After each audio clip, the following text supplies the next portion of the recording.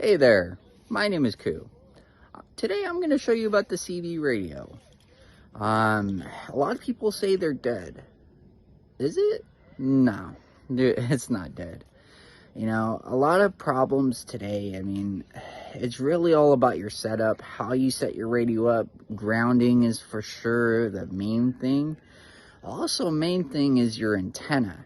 You can have the best radio out there, but it all leads to your antenna and grounding. And today I'm going to show you, all about the CB as much as I know. So stay tuned and enjoy my first video. So I'm going to just do my videos in clips because I'm kind of nervous, so this is, kind of a setup here. Okay. You got your ones that you get on Amazon or Walmart. This is a Utilin Pro 505XL.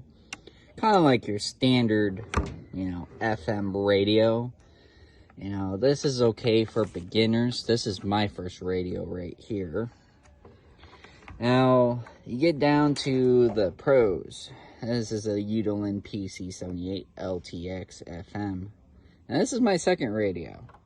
And I can tell you is that this radio definitely works. And it gets you down the way. Why?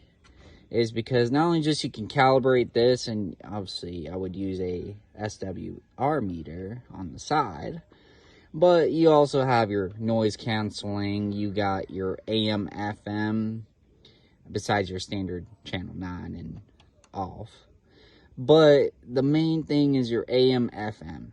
Most of those truckers and everybody uses AM. Some might use FM if they got that cheap-ass radio, but everyone uses AM.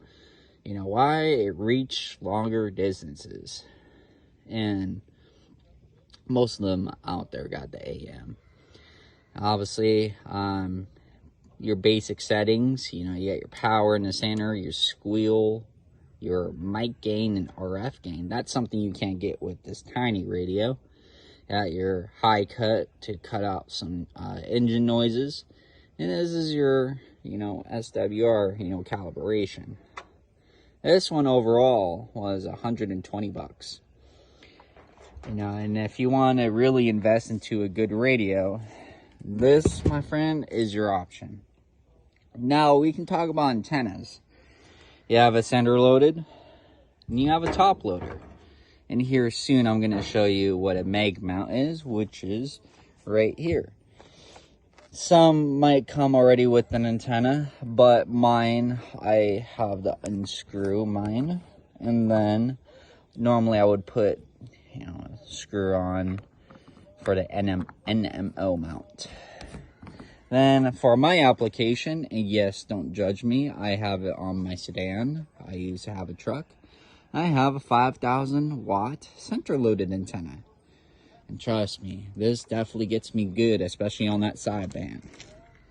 So, but yeah, let's get back to here is that, for your ideal, you want a Fire Stick, which is a top loader antenna. What that means is that your coil is up here, meaning that your reception will come up here and just bounce down. And this is your spiral for it's basically your coil down here too. Then also you got your center coil. This one's what I use on my application because it just meets the roof line. That's what you want in an ideal situation for a center coil. Or a center loaded, however you want to pronounce it. And then it attaches to a whip. And this, my friend, is pretty big. So yeah, now I'm going to show you what I have set up in my car, because I recently got a new radio and I just put this in my storage.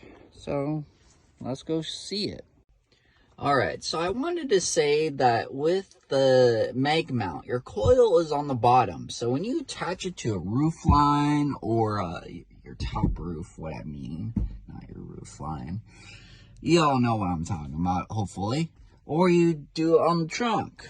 As soon as it hits that metal point, it's already grounded. Now, when you use a NMO mount, or if you use the standard UHV, whatever you want to call it, mount, the standard CB mount, is that when you attach it to the body, you're going to need ground plane.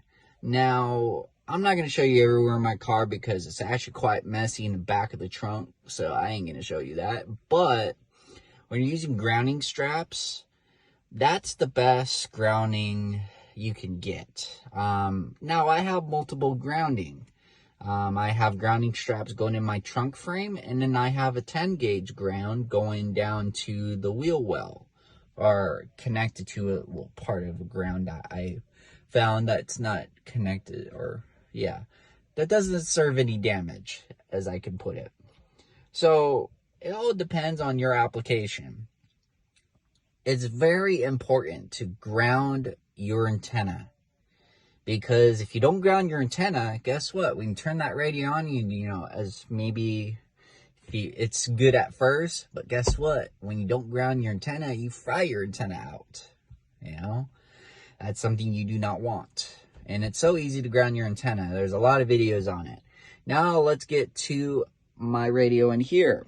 I have a Bearcat 980 SSB. I just bought this yesterday.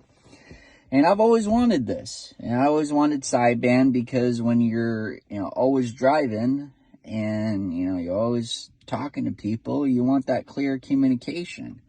Now, let me go ahead and do this, because I have this hooked up to a USB, because guess what? I don't want to keep on wiring to my battery, because in my application, my car battery is not that great. So that's why I use a cigarette lighter.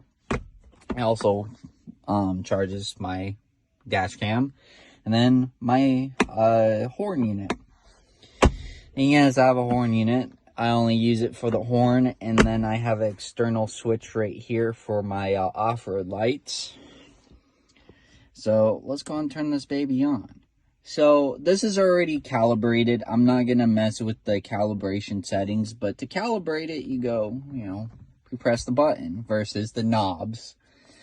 And yeah, you know, this radio so far, I have no complaints. And I can do it. I'm going to do a separate video about this radio, because I mean, there's a lot of complaints about it, but to be honest with you, it's awesome. It's better than the one I had.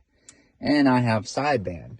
And then this one, I have the talkback, which is radio check, radio check. Anybody hear me out there? Come on back. I'd be lucky enough if I get somebody out here. I mean, sometimes I do, but not at 8:50 in the morning. Normally, in the afternoon, most people have their home base stations on. But yeah, you know, this is a good working radio.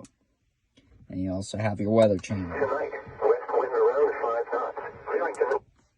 So yeah. Now, CB is not dead. I talk to a bunch of people on here, especially when I'm driving on the road. And that's one thing I do enjoy. I enjoy driving.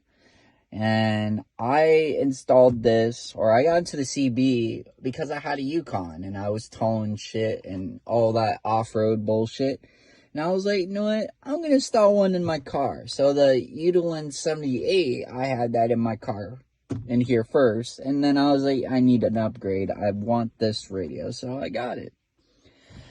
And it doesn't matter what application you have your radio in. You know, it could be a car, a UTV, a truck, a semi. And, you know, don't let people judge you because you want to do what you want. And this is a good hobby. I enjoy this hobby. I learn more things about the CB every day. So it's pretty fun. And you can talk to a lot of people. My recommendation is getting that sideband, because you can reach further distances without an amplifier. And then, like I said before, it's all about your antenna. You know, your antenna needs to be a high performance antenna. If you're going to get an SSB, I'd go for 5,000 watt, because it has all the power you need for power handling. Especially if this thing goes on more than 4 watts. So, And I believe sideband goes on 12 watts. So you're going to want that 5,000 watt. So, yeah.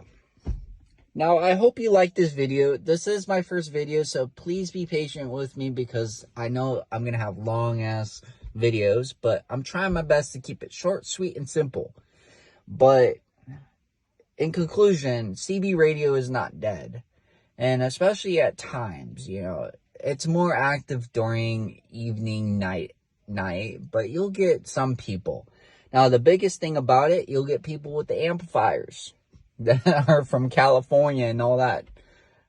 So that becomes annoying. That's when the squelch comes in. But if you want a CB radio, get it. But you got to know how to hook it up correctly. You got to know what you're doing. And it's pretty fun. I'd get it.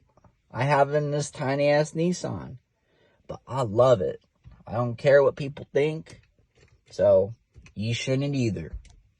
Now, look out for my next video. I'm going to give you a review on this radio momentarily.